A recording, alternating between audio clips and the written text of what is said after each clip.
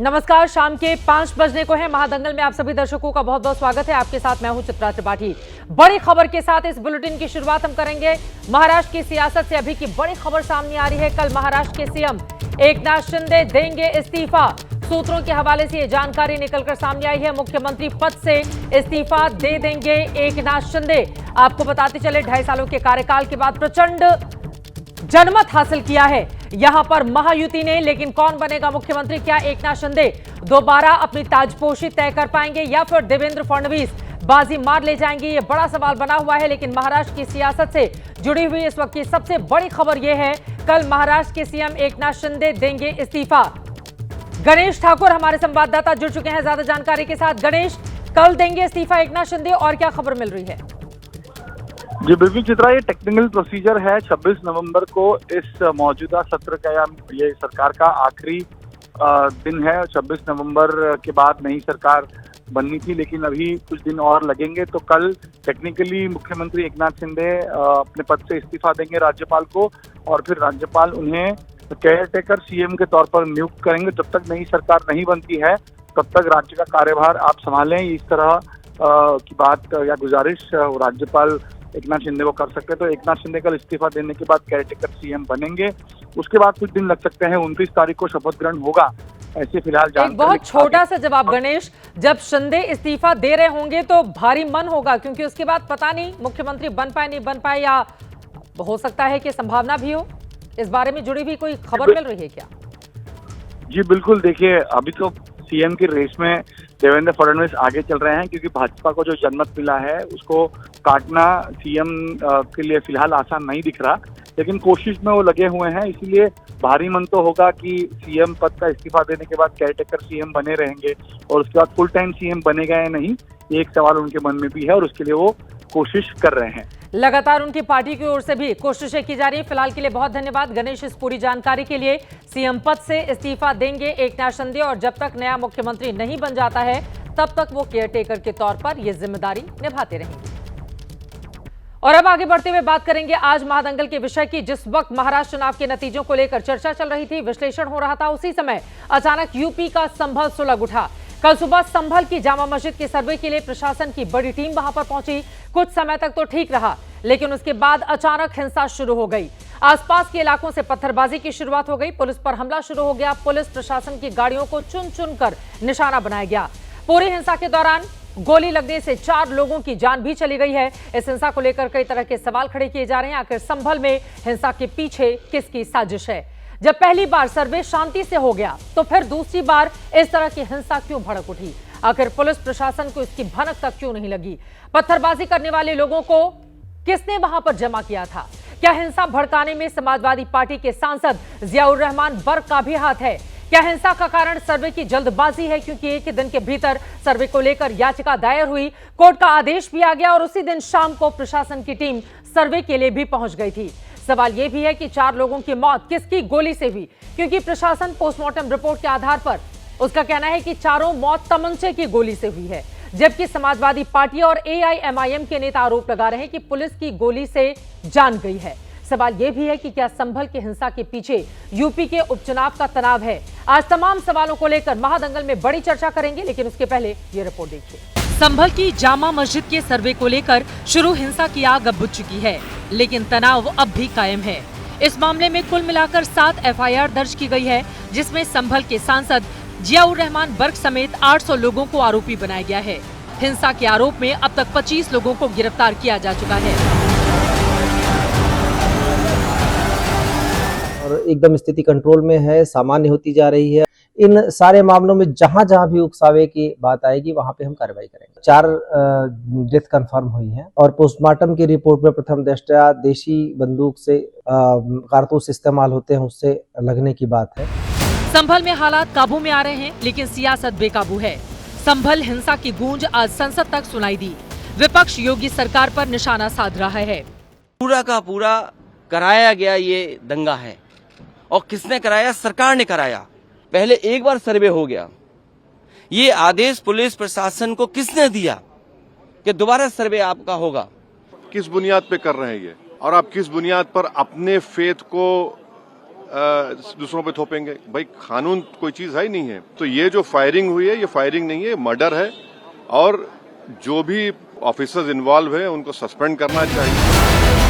उधर सरकार की दलील है कि कोर्ट के आदेश पर संभल की जामा मस्जिद का सर्वे कराया गया। साथ ही हिंसा के पीछे विपक्ष को भी कटघरे में खड़ा किया जा रहा है। न्यायपालिका के आधार पर वहां पर सर्वे चल रहा था। जो भी घटना हुई है वो दुखद है और पूरी घटना की जांच होगी और निष्पक्ष कार्रवाई होगी। विपक्ष चाहती थी भारत को बांग्लादेश बनाएंगे, पक्ष के योजना से सुनियोजित घृणित घटना है। इस थोड़े गोली चलाई, गोली तो दंगाइयों ने चलाया। संभल की साजिश का सच क्या है, पूरा देश इस सवाल का जवाब जानना चाहता है। इसी पर बातचीत करने के लिए खास मेहमान हमारे साथ जुड़ चुके हैं। उनका परिचय आपसे करवा देती हूँ। शलभमणि त्रिपाठी जी, प्रवक्ता भारतीय जनता पार्टी के हमारे साथ जुड़े हुए हैं। मनोज सिंह काका जी, प्रवक्ता समाजवादी पार्टी के हमारे साथ मौजूद हैं। हमारे साथ असीम वकार साहब, AIMIM के आप प्रवक्ता हैं, आप भी जुड़ चुके हैं। और भी राजनीतिक में हम लगातार जुड़ते हुए चले जाएंगे जिनसे चर्चा करेंगे। लेकिन सबसे पहले शलभ जी आपसे ही शुरुआत करते हुए, यूपी के बहाने देश में हिंसा भड़काने की साजिश रची जा रही है। विपक्षी दलों का यह आरोप है। दोबारा सर्वे करने के लिए आपकी टीम क्यों पहुंच गई मस्जिद में, ये भी सवाल पूछे जा रहे हैं। और समाजवादी पार्टी के मुखिया का कहना है कि चुनावी धांधली से ध्यान हटाने के लिए, भटकाने के लिए आप लोगों की ओर से संभल में इस तरह की स्थिति उत्पन्न की गई है। क्या है जवाब इस पर?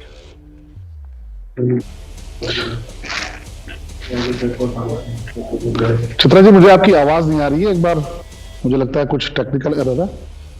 साजिश के पीछे का सच क्या है? विपक्षी दल आप लोगों पर सवाल खड़े कर रहे हैं। इतनी जल्दबाजी में सर्वे क्यों करवाया गया? हाँ, मुझे आ रही है। चले मैं जाऊंगी शलभ जी के पास, आवाज नहीं जा रही है। उसके पहले मैं बाकी लोगों के पास जाते हुए अब सीधे मनोज सिंह काका जी, आप लोगों को हर बात पे साजिश क्यों दिखाई देती है? अगर कोर्ट के आदेश के बाद सर्वे करने के लिए टीम वहां पर गई थी, इतनी बड़ी तादाद में पत्थर कहां से इकट्ठे कर लिए जाते हैं? क्या ये चीजें आप लोगों को नहीं दिखाई देती? हमेशा सरकार और प्रशासन की नीयत पर भी, पुलिस वाले भी कई जख्मी हुए हैं, घायल हुए हैं, अपने जीवन के लिए संघर्ष कर रहे हैं। उन्हीं पुलिस वालों पर आप लोग सवाल खड़े कर दे रहे हैं। नहीं चित्रा, आपका सवाल बिल्कुल जायज है कि इतने पत्थर कहां से आ गए। जो सवालों का पत्थर आप हमारी तरफ और समाजवादी पार्टी की तरफ फेंक रही हैं, वही सवाल के पत्थर बेहतर होता कि योगी आदित्यनाथ की तरफ फेंका जाता कि इतने पत्थर कहां से आ गए।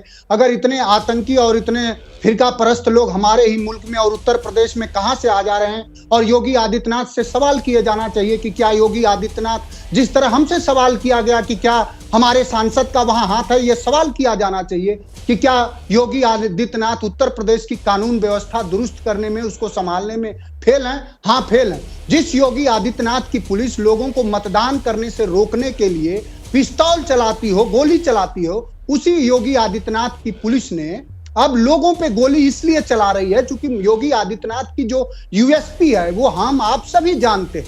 जब जो सरकार इतना जल्दी में सर्वे करा रही, जिस सरकार में अपराधियों को पकड़ने में कई महीनों लग जाते हैं, जिस सरकार में एक BHU के बेटी के साथ बर्बरता हुई और उस बेटी ने कोर्ट में कहा कि अभी तक पुलिस ने अपनी रिपोर्ट नहीं फाइल की, जिसके वजह से उसे न्याय नहीं मिल रहा, वो सरकार में धार्मिक मामलों पर इतनी जल्दीबाजी क्यों हो जाती? वो एक जो लाइन है ना कि उस हिटलरी गुमान पर सभी रहे हैं तू, और जिसमें शासन की कहानी हो गई है बंदूक। तो ये जो हिटलरी गुमान है और जो बंदूक के सहारे योगी आदित्यनाथ अपने बंदूक और अपने सामंती घमंड पर और अपने सामंती जो उनका संस्कार है उसके सहारे उत्तर प्रदेश को चलाना चाह रहे हैं। मैं आपसे जानना चाह रहा हूं कि जिन 4 लोगों की जान गई है, जिन 4 युवाओं की जान गई है, योगी आदित्यनाथ से सवाल है कि किसी भी मुल्क में, किसी भी राज्य में, किसी भी समाज में क्या किसने तस्वीरें नहीं देखी कि उनके पुलिस अफसर कह रहे थे कि चलाओ गोली, और 4 लोगों की हत्या हो गई? और CMO आपका है, रिपोर्ट आपकी है, अखबार आपका है, आप जो चाहो वो रिपोर्ट निकाल दो। जान गई है, ये बातें कही जा रही हैं पोस्टमार्टम रिपोर्ट में। मैं शलभमणि त्रिपाठी के पास ये सवाल लेकर जाऊंगी, जो सवाल आपने पूछा है मनोज काका जी, मैं वो सवाल लेकर जाऊंगी। मेरा ये सवाल है कि इतनी बड़ी तादाद में पत्थर कहां से आ जाते हैं? ये बड़ा, इसको लेकर भी तो सवाल पूछे जाने चाहिए। इतनी बड़ी भीड़ किसके उकसावे की बात वहां पर पहुंचती है? सर्वे ही तो करने के लिए गई हुई थी टीम वहां पर, वो कोर्ट के ऑर्डर का पालन कर रही थी, वो फॉलो कर रही थी उसको। पुलिस वालों के ऊपर पत्थरबाजी की गई है, वर्दीधारियों के ऊपर पत्थरबाजी करने की हिम्मत हिमाकत कहां से आती है? आप समझ रहे हैं इस बात को? कोई यूनिफॉर्म में जाकर नहीं, वहां मैं पर सर्वे बखूबी समझ रहा नहीं हूं। सर्वे करने देखिए, के लिए मैं जाता है, सर्वे करने के लिए जाता है मनोज सिंह काका जवाब जी। लीजिए, हाँ, जवाब ही ले रही हूं मैं आपसे। बखूबी जवाब ही ले रही हूं आपसे। समझ रहा हूं। आप देख रहे हैं मैं तस्वीरों में, बखूबी जरा समझ रहा फुल फ्रेम तस्वीरें दिखाइए। और जो- ये संभल की तस्वीरें हो मैं- सकती है हम- क्या? इस देश का, एक प्रदेश का, एक शहर का क्या हाल बनाकर रखा? इतने पत्थर कहां से आते हैं? और सरकार से भी यह सवाल है कि आपकी लोकल इंटेलिजेंस यूनिट वहां पर क्या करती है, जिसको पता नहीं चलता है? इतनी बड़ी तादाद में वहां पर पत्थर इकट्ठे करके रखे जाते हैं, सुरक्षा बलों को आप वहां पर भेजते हैं, उनके ऊपर पत्थरबाजी शुरू हो जाती है, जान के लाले पड़ जाते हैं। वहां पर बचाने के लिए पुलिस वालों को अपनी सुरक्षा करने के लिए वहां से हटना पड़ता है। क्या यह एक शहर की तस्वीर रहेगी? संभल में कोर्ट का आदेश था मनोज सिंह काका जी, कोर्ट के आदेश के बाद वहां पर टीम पहुंची थी। इस बात को क्यों भूल रहे हैं आप? कोर्ट का आदेश था। देखिए आपका सवाल बहुत समाचीन है और आपका सवाल बहुत जायज है कि कोर्ट का आदेश था। कतई कोर्ट का ये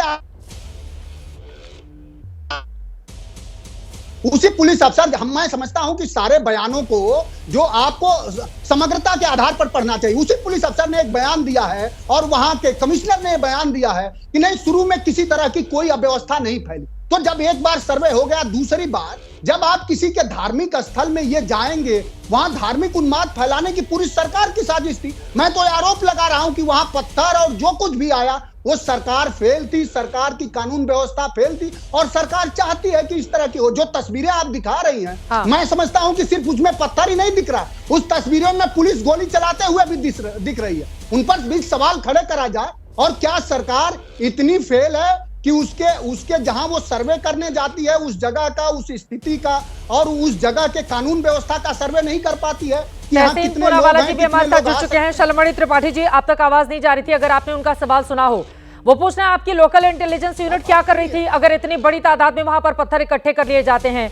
और अभी कोर्ट का आदेश है और शाम होते होते टीम वहां पर पहुंच जाती है, फिर दोबारा जाकर सर्वे किया जाता है। वो कह रहे हैं इस साजिश में तो सरकार ही शामिल है, वो चाहती है इस तरह का माहौल बने। उनके आरोपों पर जवाब दीजिए आप। तो चित्रा जी, बड़ा मैं तो बड़ा हतप्रभ कि ये वो पार्टी हैं जो संविधान की दुहाई देती है, कानून की दुहाई देती है। ऑनरेबल कोर्ट ने आदेश किया कि सर्वे किया जाए और उसके बाद जब सर्वे टीम पहुंचती है तो उस पर भी इनको आपत्ति है। जो लोग संविधान की दुहाई देते हैं, जो लोग कानून की दुहाई देते हैं, और जब वहां पर टीम पहुंची सर्वे करने के लिए, किसने भड़काया, किसने भाषण दिया, किसने नफरती भाषण दिया? इनके सांसद, इनके विधायक, इनके लोगों ने वहां पे कहा कि इकट्ठे होकर जामा मस्जिद में खुदाई होने जा रही है। यानी कि सर्वे को लेकर जिस प्रकार की अफवाह ये फैला सकते थे, इन्होंने पूरी कोशिश की। वो तो पुलिस के लोगों ने बहुत धैर्य से परिचय लिया, प्रशासन ने बहुत धैर्य से काम लिया, बहुत ईमानदारी से, बहुत संघर्षपूर्ण तरीके से काम लिया। वरना इनकी पूरी कोशिश थी, इनके सांसद की, समाजवादी पार्टी के लोगों की, विपक्ष के लोगों की, कि किस प्रकार से बड़ा दंगा पूरे उत्तर प्रदेश में कराया जाए। पुलिस के लोगों पर गोलियां चलाई गई, पुलिस के लोगों पर उनको सीधे टारगेट करके फायर किया गया। और आप देखिए, आप कुछ वीडियो को देखिए, जितने हमलावर है, जितने पत्थरबाज है, सबके चेहरे पर मास्क लगा हुआ है, सबके चेहरे बंधे हुए हैं। उनमें एक ये कह रहा है कि हम तो सामान खरीदने जा रहे थे कि कल को कर्फ्यू लगेगा। ये तैयारी किसकी थी?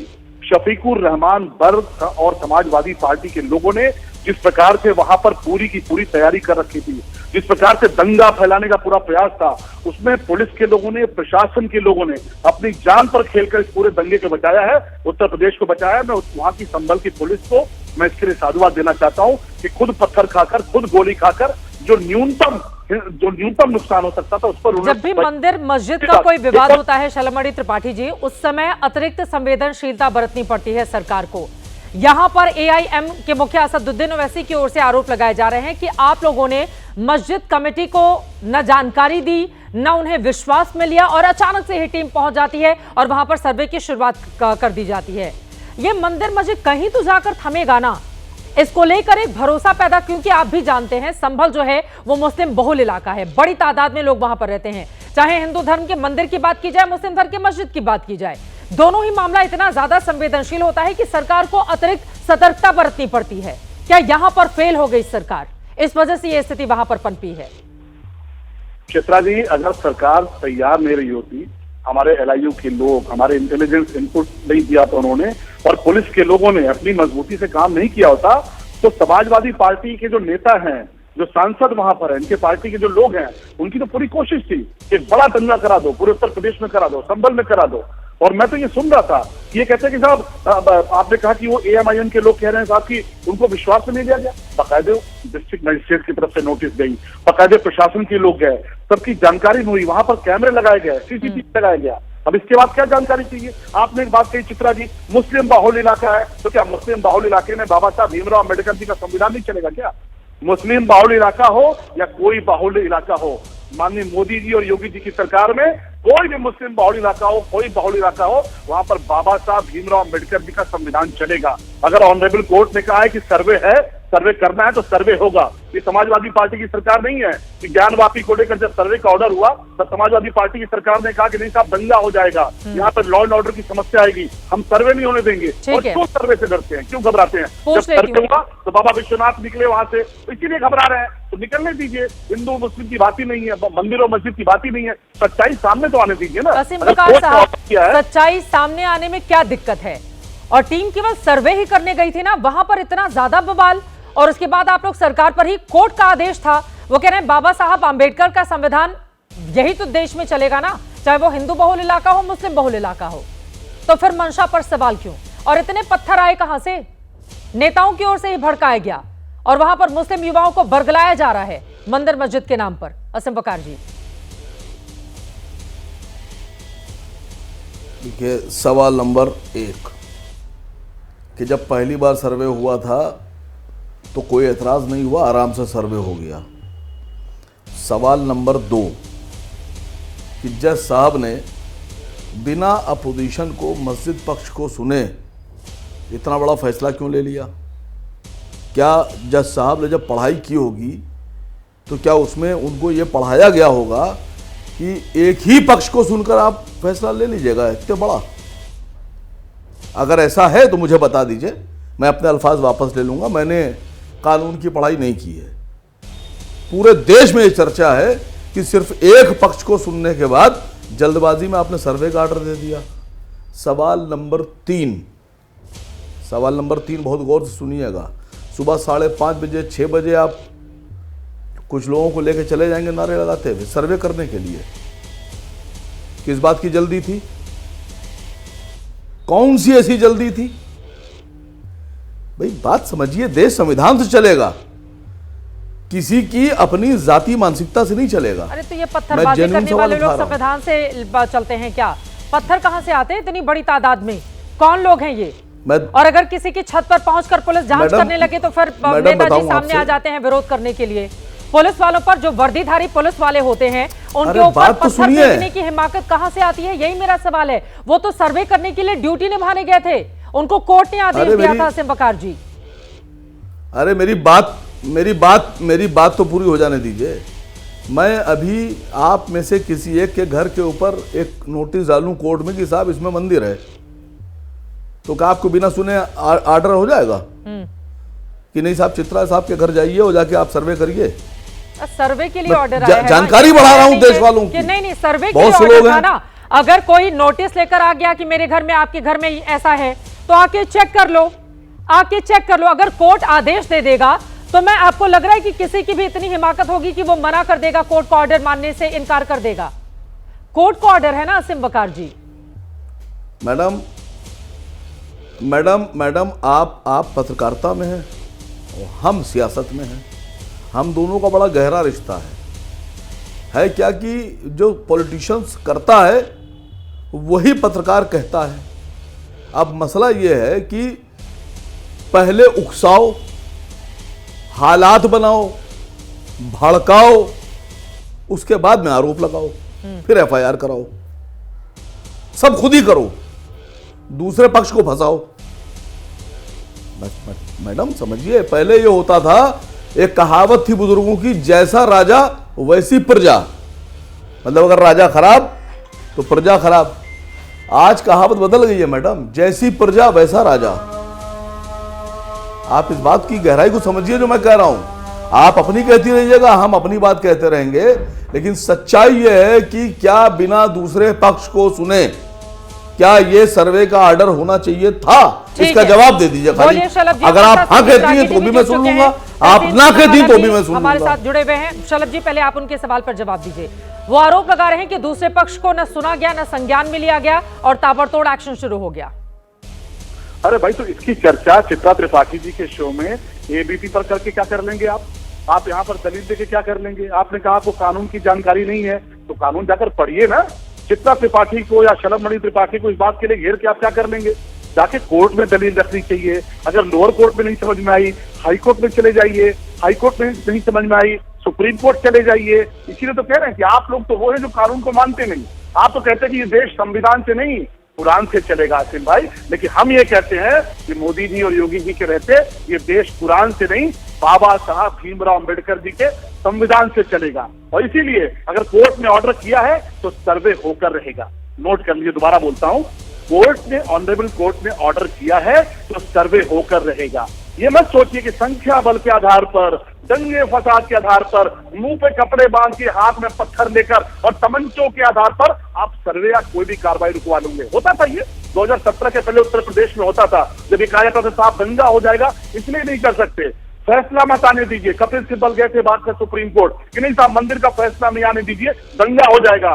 लेकिन मोदी जी और योगी जी ने कहा ना परिंदा पर नहीं मार पाएगा, तो आसिम भाई परिंदा पर नहीं मार पाया। कोशिश तो बहुत की समाजवादी पार्टी के लोगों ने, आप लोगों ने। तमंचा लेकर प्रदर्शन होता है क्या? ठीक है। हथियार लेकर प्रदर्शन होता है क्या? पुलिस वाले के पैर में गोली मार कर प्रदर्शन होता है क्या?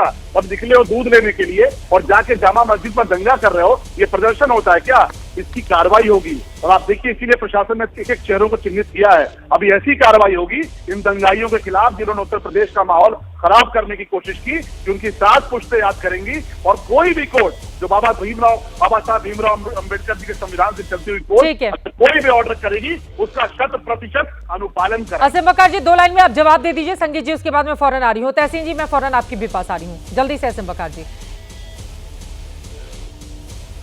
मैडम देखिए, शलभ मणि त्रिपाठी साहब विधायक हो गए, पहले पत्रकार थे। मेरी शुभकामनाएं आगे एमपी बन जाएं, और शुभकामनाएं मुख्यमंत्री बन जाएं, और शुभकामनाएं प्रधानमंत्री देश के बन जाएं। लेकिन उनको ये शायद नहीं पता है कि मैं उनसे पहले का नेता हूं, और ना मैं भावुक हूं, ना मैं सेंटिमेंटल होता हूं। चाहे कितना भड़काने की कोशिश करें, चाहे कितने बयान दें, बहुत नपी तुली बात करूंगा। सर, शलभ मणि त्रिपाठी पे डिबेट तो हो नहीं रही है। संभल में ये जो साजिश इंतजार बात कही जा रही है, उस पर आते हैं ना सर। आप मतलब 4-4 लाइन उनके बारे में बोलकर हमारे दर्शकों का समय बेवजह जाया नहीं कर रहे हैं क्या असीम बकार जी? हाँ सुनिए मैडम, सुनिए, नहीं जाया नहीं कर रहा हूँ, बोलने जा रहा हूँ कि वक्त का इंतजार करूंगा। आपका वक्त है, आप सर्वे कराइए, और जिस दिन देश का वक्त आएगा, भारत का वक्त आएगा, उस दिन देश सर्वे कराएगा, तब समझ में आएगा। फिर देश से कैसे बचिएगा? कौन देश सर्वे करवाएगा? देश कौन है? देश कौन आपका सर्वे कराएगा? भारत। कोर्ट क्या है? कोर्ट क्या है? कोर्ट क्या है? देश कौन? कोर्ट का ऑर्डर है ना सर। आप मतलब असीम बकार जी, मुझे लग रहा है आप तथ्यों को तोड़ मरोड़ कर नहीं असीम बकार जी, देखिए भटकाइए नहीं मुद्दे को। ठीक है, अब शलभ मणि त्रिपाठी प्रधानमंत्री मुख्यमंत्री कब बनेंगे उस पर नहीं जाते हैं। मेरा ये सवाल है, अब देश का वक्त आएगा तब देखें। क्या अभी देश का वक्त नहीं है? लोकतंत्र है हमारा देश, चुनकर आप लोग आते हैं, चुनकर बैठते हैं संसद में या फिर विधानसभा में। देश क्या कोर्ट ने ऑर्डर दिया है? कोर्ट क्या है आप बताइए। लेकिन फिर से मैं उसी सवाल पर, संगीत रागी जी, अब मैं सीधे आपके पास आते हुए, लेकिन बड़ा ये सवाल है कि हर जगह पहुंच गए हम मंदिर मस्जिद के विवाद को लेकर, और संभल वाला मामला बेहद संवेदनशील था। मस्जिद पक्ष को अगर आप अपने विश्वास में ले लेते, अगर उनको बताया जाता कि हाँ सर्वे वहां पर किया जाएगा, दोबारा टीम पहुंचेगी और फिर वहां पर स्थिति अराजकता वाली उत्पन्न नहीं हो, तो आज कम से कम शांति की स्थिति रहती ना। देखिए वहां पर किस तरह के हालात पैदा हो गए हैं संगीत रागी जी। और हर जगह मस्जिद में मंदिर ढूंढना क्या बंद नहीं करना होगा, जो खुद मोहन भागवत जी की ओर से कहा गया था एक वक्त पर कि मथुरा काशी तो समझ में आ रहा है, लेकिन हर मस्जिद में पहुंच गए मंदिर ढूंढने के लिए। चित्रा जी, अभी बस असीम बकार जी ने बहुत साफ कहा कि इस समय यह देश हिंदू बहुल है, हिंदुओं का चल रहा है। जिस दिन हम मुस्लिम बहुल हो जाएंगे, इस देश को मुस्लिम बहुल कर लेंगे, उस दिन हम गजवाए हिंद की स्थिति में रहेंगे। तब हम देखिएगा तब हम क्या करते हैं। अभी आप ढूंढ लीजिए मंदिर, तब हम हर जगह मस्जिद ढूंढेंगे। एक दूसरी बात, उन्होंने एक सवाल उठाया कि भाई कोर्ट में जजेस साहब पढ़े हैं या नहीं पढ़े हैं।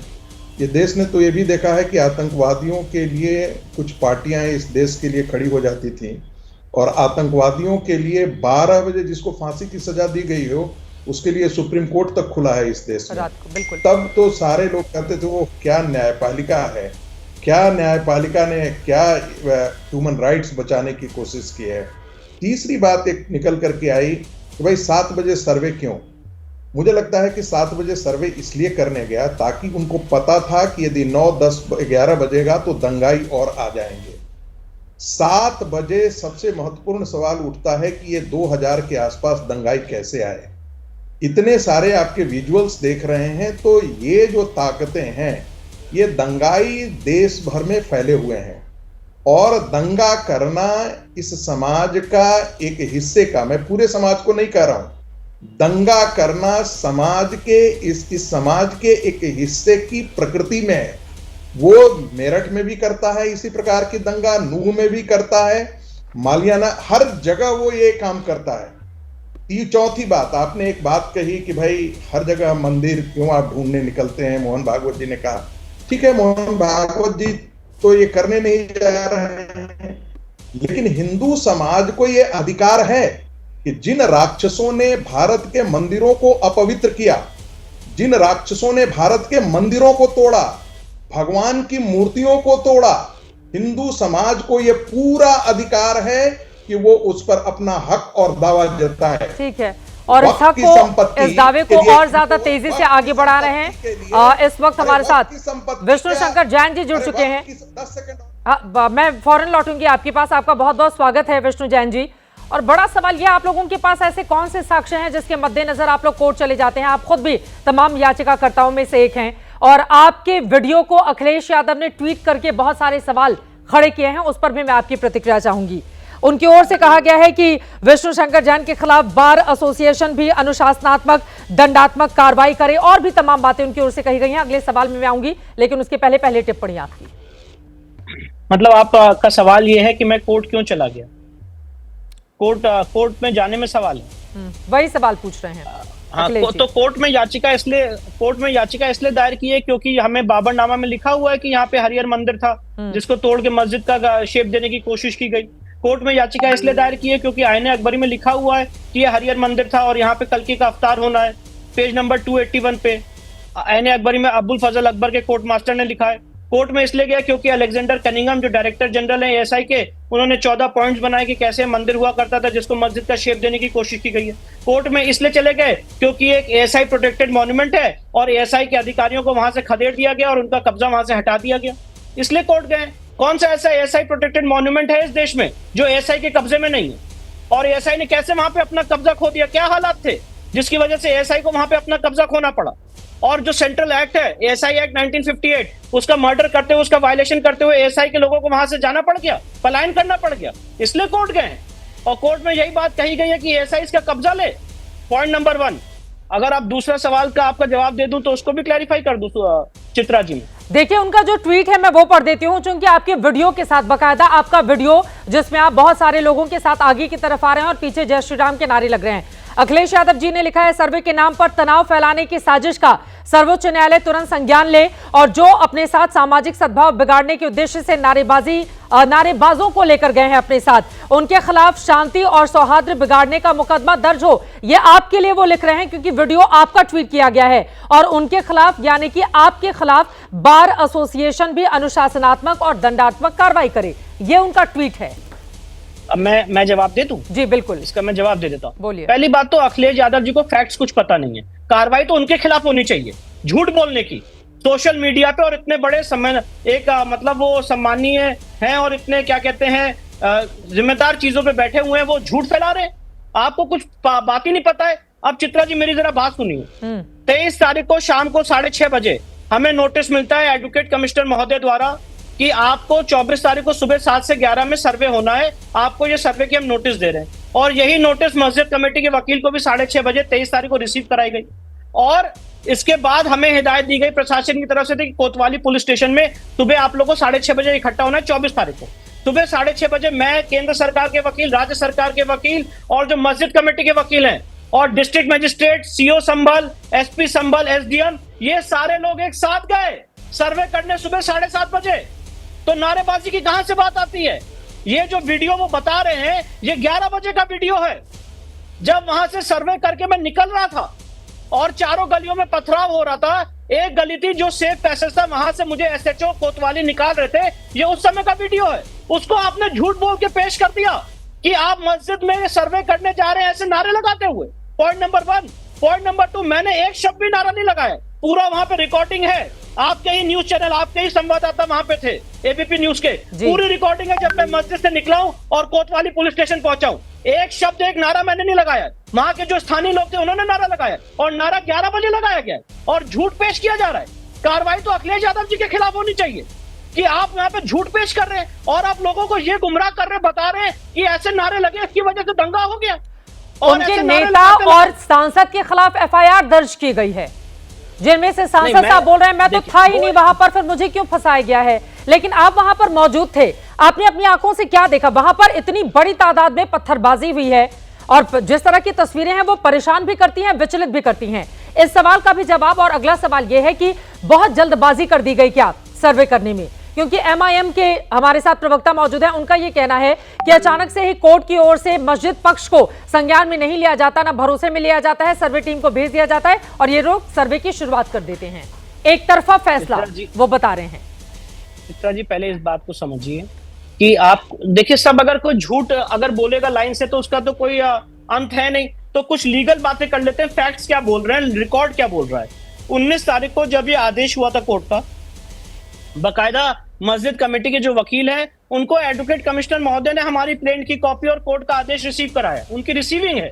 और 19 तारीख को जब सर्वे हुआ तो सवाल ये पूछना चाहिए, मैं आपको बताना चाहता हूं कि लोकल एडमिनिस्ट्रेशन ने ये स्पष्ट बोल दिया था कि मस्जिद कमेटी के वकील होंगे सर्वे में, जो 2 से 3 थे नंबर में, और साथ ही साथ मस्जिद कमेटी के 5 लोग होंगे, केंद्र सरकार राज्य सरकार के वकील होंगे और प्लेंटिफ की तरफ से 2 लोग होंगे। इतनों को ही अलाउ किया गया था वहां सर्वे करने के लिए। सांसद और विधायक पहुंचे कैसे? कोर्ट के ऑर्डर की अवहेलना में और कोर्ट के ऑर्डर के वायलेशन में और लोकल एडमिनिस्ट्रेशन के ऑर्डर के वायलेशन में। 500 से 600 लोगों ने मस्जिद को उस दिन अंदर घुस गए थे जब सर्वे हो रहा था, सर्वे नहीं करने दिया गया और 25 से 30 हजार लोग चारों तरफ से घेर के नारे तकबीर अल्लाहू अकबर के नारे लगा रहे थे। और सुनिए एडवोकेट कमिश्नर महोदय ने क्या लिखा है अपनी इस रिपोर्ट में। रिपोर्ट का जो नोटिस है जो उन्होंने 23 तारीख की बनाई है, उस नोटिस का एक पैराग्राफ पढ़ के आपको सुना दे रहा हूं, कोट अनकोट। उक्त तिथि को उपरोक्त सभी की उपस्थिति में परिसर का करीब 1.5 घंटे तक सर्वे किया। परिसर के अंदर रोशनी की कमी थी जिसकी वजह से आंशिक फोटोग्राफी और वीडियोग्राफी हुई। उक्त परिसर में सर्वे के दौरान काफी विघ्न उत्पन्न हुआ। परिसर के अंदर व बाहर काफी मात्रा में भीड़ इकट्ठा हो गई और नारेबाजी विरोध होने लगा। मस्जिद कमेटी की ओर से यह कहा गया कि नमाज होनी है, भीड़ पे काबू पाना मुश्किल हो रहा है। उपरोक्त परिस्थिति में सर्वे की कार्रवाई रोक दी गई। तो इतनी मात्रा में जब भीड़ इकट्ठा हो गई थी और वो कहने लगे कि आप लोग यहाँ से चले जाइए, नहीं तो हम कंट्रोल नहीं कर पाएंगे इसको। बड़ी मुश्किल से हम लोग 19 तारीख को निकले हैं और इसीलिए और आप सवाल हमसे पूछ रहे हैं। सवाल तो उनसे पूछना चाहिए कि आप वहां पे मौजूद कैसे थे। और सांसद साहब की जरा भाषा का दिखाइए कि 19 तारीख को उन्होंने आके किस तरह से भड़काऊ बयान दिए हैं। हम लोग तो कोर्ट के ऑर्डर की कंप्लायंस करने गए थे। अगर आपको कोर्ट की ऑर्डर पे यकीन नहीं था, आप हाई कोर्ट जाते, सुप्रीम कोर्ट जाते, स्टे लाते। जब तक कोर्ट का ऑर्डर प्रभावी था तब तक वकील कमीशन अपना काम कर रहे थे। और पॉइंट नंबर 2 चित्रा जी, देखिए आपने इन लोगों ने क्या बोला कि कोर्ट में केस फाइल हुआ, इतनी जल्दी सुनवाई कैसे हो गई? भैया, जो लोग उत्तर प्रदेश के सिविल कोर्ट को जानते हैं, सिविल कोर्ट में जो भी मुकदमा 11-12 बजे तक दाखिल होता है वो कोर्ट में उसी दिन पेश किया जाता है 2 बजे। कोई कॉज लिस्ट नहीं छपती है सुप्रीम कोर्ट हाई कोर्ट की तरह कि आज मुकदमा दाखिल हुआ है, 4 दिन बाद सुनवाई होगी। उसी दिन सुनवाई होती है all across Uttar Pradesh. Point number 1। Point number 2, copy देने की रिक्वायरमेंट तब आती है जब कोर्ट आपके मामले का संज्ञान लेके नोटिस जारी करती है। चित्रा जी, मान लीजिए मैंने मुकदमा दाखिल किया और कोर्ट कहे कि नहीं इसमें कोई तथ्य नहीं बनता है, हम इसको डिसमिस करते हैं, तो नोटिस देने का कोई प्रोविजन ही नहीं है। नोटिस देने का प्रोविजन तो तब आएगा जब कोर्ट नोटिस जारी करेगी, और जब कोर्ट ने नोटिस जारी किया तो उनको कॉपी रिसीव कराई गई। अब आप कहते हैं एक तरफा फैसला कर दिया, तो चित्रा जी मैं आपको बताना चाहता हूं एक तरफा फैसला नहीं किया गया। एडवोकेट कमीशन का जो अपॉइंटमेंट होता है ये कोर्ट अपने सेटिस्फेक्शन के लिए करती है, फॉर इट्स ओन सेटिस्फेक्शन। लेकिन विष्णु जैन जी, मेरा ये सवाल है, देखिए जैसा कि असदुद्दीन ओवैसी या बाकी पार्टियों की ओर से बताया गया है, 250-300 साल पुरानी ये मस्जिद है। मेरा ये सवाल है, क्या कोई भी सर्वे शांतिपूर्वक नहीं हो सकता? 4 लोगों की जान चली गई उनके घर वालों के ऊपर क्या गुजरी होगी। दोनों तरफ से आरोप लग रहे हैं। वो कह रहे हैं पुलिस वालों की गोलियों से उनकी जान गई है, दूसरा पक्ष आरोप लगा रहा है कि नहीं वहीं से जो देसी कट्टा था, और इसी तरह की पोस्टमार्टम रिपोर्ट भी इशारा कर रही है। लेकिन क्या शांतिपूर्वक नहीं हो सकता है सर्वे? हिंदू मुसलमान इतना ज्यादा अगर होगा किसी भी जगह पर, आप तनाव की स्थिति समझेंगे। आज जो परिस्थिति पैदा हुई है, शांति लाने में कितना लंबा वक्त लग जाएगा वहां पर, यह भी तो सवाल है ना विष्णु जैन जी। दूसरे पक्ष को भी तो लेना होगा विश्वास में। किसी को डराकर धमकाकर आप थोड़ी ना यहां पर मतलब डिक्टेट करके चीजों को कैसे हासिल किया जा सकता है। उस पक्ष की ओर से यही आरोप लगाए जा रहे हैं कि अपने मन से जो कुछ हो रहा है तुरंत पहुंच गए, तुरंत अचानक से वहां पर सर्वे शुरू कर दिया गया, किसी को संज्ञान में नहीं लिया गया। गोलियों जो आरोप लगाए जा रहे हैं, असदुद्दीन ओवैसी कह रहे हैं फायरिंग नहीं मर्डर है ये, और बार बार पुलिस को कटघरे में खड़ा किया जा रहा है। मैं आपको चित्रा जी, आप देखिए, पहली बात तो गोली क्यों चलाई गई ये आपको डिस्ट्रिक्ट एडमिनिस्ट्रेशन बता सकता है, क्योंकि मैं तो सर्वे में अंदर मौजूद था। वहां पे नीचे क्या हालात बन रहे थे ये आपने दिखाए हैं, गोली क्यों चलानी पड़ी ये आपको लोकल एडमिनिस्ट्रेशन बताएगा। और किस तरह से मस्जिद के वकील जो हैं वो बराबर स्पीकर से अनाउंसमेंट कर रहे थे कि आप लोग यहाँ से चले जाइए, शांतिपूर्ण ढंग से सर्वे हो रहा है। पर आपके जो सवाल का टोन और टेनर है वो एक तरह से ये बताता है, एक तरह से ये बोलना चाह रहा है कि आपने शाम जैसे हम लोगों ने शांति भंग की, हम लोगों ने कोर्ट में ऐसी याचिका कर दी, हम लोग मंदिर मस्जिद कर रहे हैं इसलिए ये हो गया। यही आपके एक सवाल का एक पक्ष है ना। तो मैं पूछना चाहता हूँ कि एएसआई प्रोटेक्टेड मॉन्यूमेंट में एएसआई कब्जा खो दे, एएसआई प्रोटेक्टेड मॉन्यूमेंट में कब्जा कर लिया जाए और सिर्फ एक आदमी वहां पे कब्जा करके बोलने लग जाए कि मस्जिद है, और हमारी जो भावना है उसका कोई वो नहीं है। अगर हम कह रहे हैं वहां पे कल की अवतार होना है, वहां पे उसका मंदिर है, हरिहर मंदिर, उसको कन्वर्ट किया गया है, उसकी वीडियोग्राफी फोटोग्राफी होनी चाहिए। कोर्ट ने आदेश दिया है, आपको कोर्ट के आदेश की अवहेलना करनी थी, आपको नहीं मानना था, आप हाई कोर्ट सुप्रीम कोर्ट जाते। पर आप आज मुझे ब्लेम कर रहे हैं ये बोलने के लिए कि आप कोर्ट गए कैसे। आपने, ये एक संवैधानिक अधिकार है इस देश के कॉन्स्टिट्यूशन में कि अगर किसी आदमी को कोई दुख दर्द है तो डेमोक्रेटिक माध्यम से कोर्ट जा सकता है। हमने डेमोक्रेटिक माध्यम से कोर्ट में अपनी याचिका दायर की, कोर्ट ने नोटिस जारी किया। आपका सवाल तो फिर कोर्ट में भी होना चाहिए कि जज साहब ने नोटिस कैसे जारी कर दिया, जज साहब को नोटिस ही नहीं जारी करना चाहिए था।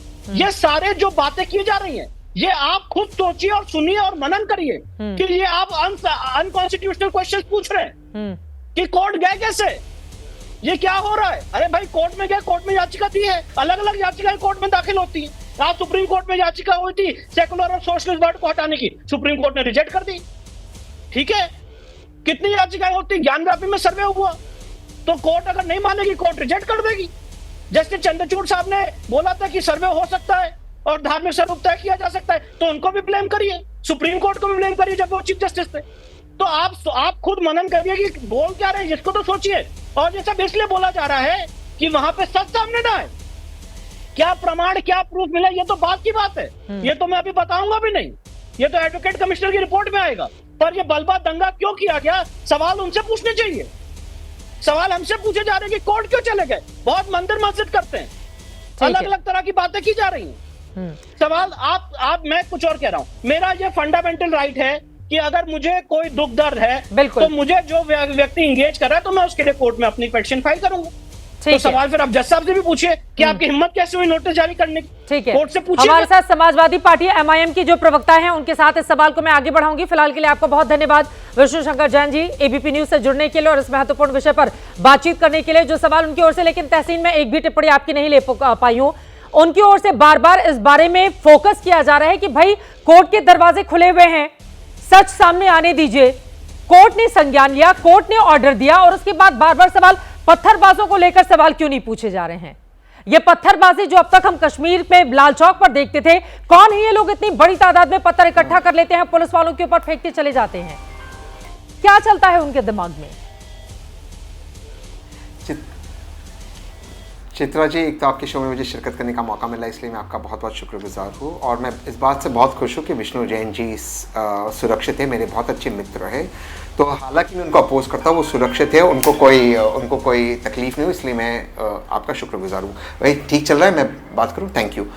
मैं दो चीज़ कहना चाहता हूँ। देखो चित्रा जी, हम सारी छोटी बातें छोड़ दें। Places of worship act in force है, राम जन्मभूमि वर्डिक्ट में भी और अन्य कई वर्डिक्टों में कोर्ट ने कहा है, सुप्रीम कोर्ट ने कहा है, ये एक basic structure of the constitution है। अब इस जजमेंट के, इस कानून के खिलाफ अगर आपको बाईपास करना है एएसआई द्वारा, इस द्वारा, उस द्वारा, वो आपका अधिकार है, जाइए। और कोर्ट भी जो आदेश देता है, मैं बिल्कुल विनम्रता से कोर्ट से इत्तेफाक नहीं करता। वो टाइम देता, वो तब तक टाइम देता जब तक दूसरा पक्ष अपील नहीं करता। हाँ, किसी भी सिविल डिस्प्यूट में यही होता है। स्पिरिट ऑफ द एक्ट और स्पिरिट ऑफ लॉ क्या है? प्लेसेस ऑफ वर्शिप एक्ट का स्पिरिट यही है कि 1947 के पहले जो भी डिस्प्यूटेड स्ट्रक्चर्स था, वो सारे डिस्प्यूट सिवाय राम जन्मभूमि, वो सारे खत्म हो गए। अगर आपको उसको सर्कमेंट करना है एएसआई द्वारा, तो कोर्ट उस स्पिरिट को एक्सेप्ट करते हुए एएसआई तभी टेक ओवर करता जब दूसरा पक्ष सारी अपील खत्म नहीं कर देता। वही स्पिरिट ऑफ एक्ट है। कोर्ट ने यहां पर बड़ी विनम्रता से सर झुकाते कोर्ट के सामने गलती की। दूसरी बात, ठीक है, पत्थरबाजी हुई, ये बात मैं मानता हूं। और पत्थरबाजी कैसे हुई? क्या पत्थर लोगों के पास पड़े होते हैं? कहाँ इसमें कोई साजिश चाहिए? नहीं, इसकी जांच होनी चाहिए। लेकिन प्रशासन को भी लोगों पर गोली चलानी चाहिए। और मैं एक चीज कहना चाहता हूं, जो यहाँ पर लोग भड़का रहे हैं, दोनों पक्ष के, हिंदू या मुसलमान, ये चीज छोड़ी, जो भी लोग घायल हुए, जो भी लोग मर गए, वो गरीब थे। एक भी नेता का बच्चा नहीं मरा, एक भी नेता का बच्चा इंजर नहीं हुआ। ये सब अपनी राजनीति कर रहे हैं। आप इस चीज को नोट कीजिए, आपका बहुत इंपॉर्टेंट माध्यम है, मैं इसकी जिम्मेदारी, मैं इसलिए इस माध्यम से कह रहा हूं। एक भी नेता का बच्चा घायल नहीं हो रहा। वो सारे विदेश में जाते, अंग्रेजी में पढ़ाई करते, आपको लगा रहे। सोचिए, अगर कौम खतरे में है तो ओवैसी के बच्चे क्यों नहीं है? कोई समाजवादी पार्टी के नेता के बच्चे क्यों नहीं? अगर धर्म खतरे में तो कोई बीजेपी के नेता के बच्चे क्यों नहीं है? इन सबके बच्चे जाते विदेश में, अंग्रेजी में पढ़ाई करते, आपके बच्चों को डाल रहे इन झगड़ों में। छोड़िए इसे। हिंदू मुसलमान कब तक भाजपा करेगी? करना है उनको, करने दीजिए। इस पे रिएक्ट मत कीजिए। हाई कोर्ट जाइए, सुप्रीम कोर्ट जाइए, वहां पे न्याय मिलेगा। और इस जज को सोचना चाहिए। इस तरह के उन्होंने जजमेंट दिए, 4 लोग मर गए। सोचना चाहिए प्रशासन को। मैंने डीएम का बाइट देखा सोशल मीडिया पर। जज ने तो सर सर्वे का आदेश दिया था ना। जज ने सर्वे का आदेश दिया था। सर्वे टीम जाती, अंदर सर्वे करके रिपोर्ट लेकर बाहर चली आती। पत्थरबाज कहां से आगे इतनी बड़ी तादाद में? तहसीन पूनावाला जी, आप ये कह रहे हैं कि इतनी बड़ी तादाद में पत्थर अगर इकट्ठा हुए तो वो साजिश है ना? किसी के कहने पर इतनी बड़ी तादाद में पत्थर इकट्ठा करवाए गए हैं, इस बात से कैसे इनकार करेंगे आप? करेक्ट। तो इसकी जांच होनी चाहिए। मैं वही तो कह रहा हूं। और एक भी नेता जिसने ये करवाया, इस साइड का उस साइड का, वो अरेस्ट नहीं होगा। लेकिन मैं एक और चीज उस जज से पूछना चाहता हूं, बड़ी विनम्रता से उस जज से पूछना चाहता हूं। आपने सर्वे का आदेश तो दे दिया, दूसरे पक्ष को आपने सुना भी नहीं। आपने सर्वे का ऑर्डर दे दिया, आप ये नहीं कह सकते तो सर्वे को कि जब तक वो अपील नहीं करे तब तक आप नहीं रुके। स्पिरिट ऑफ एक्ट क्या है? बुलडोजर जजमेंट में सुप्रीम कोर्ट ने क्या कहा है? कम से कम ये तो स्पिरिट ऑफ द कॉन्स्टिट्यूशन है, ये तो स्पिरिट ऑफ द संविधान है। कम से कम अपील तो हो जाती, उसके बाद सर्वे होता।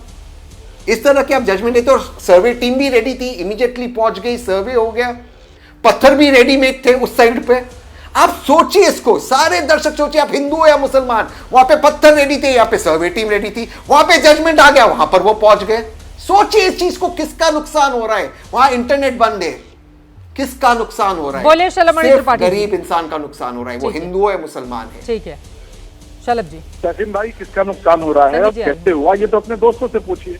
ये जो आपके दोस्त हैं जो वहाँ पे भड़काऊ बयान दे रहे थे, जिनके साथ मिलकर आपके लोग चुनाव लड़ते हैं, जो वहाँ पर भीड़ को भड़का रहे थे, और जो आप यहाँ पे, आप मेरे बहुत अच्छे दोस्त हैं, लेकिन टेलीविजन पे जो आप ज्ञान दे रहे थे ना, यही ज्ञान हमारे एसपी संबल ने दिया था वहां पर।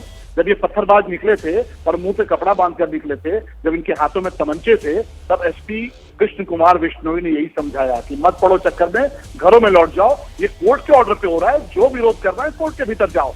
तब उसके बदले में क्या मिला? उसके बदले में एसिड की बोतल्स मिली, उसके बदले में तमंचों से फायरिंग मिली, उसके बदले में सीओ की टांग में गोली मिली। और जब इस प्रकार की घटना होने लगी और संगीत जी हाथ उठा रहे थे, एक लाइन में जल्दी से क्लोजिंग कमेंट संगीत जी। कोई गोली पुलिस की तरफ से नहीं चली है, कोई मैं मानता हूँ जो उपद्रवियों ने गोली चलाई, संभल की पुलिस ने बहुत रिस्ट्रेन से काम लिया है।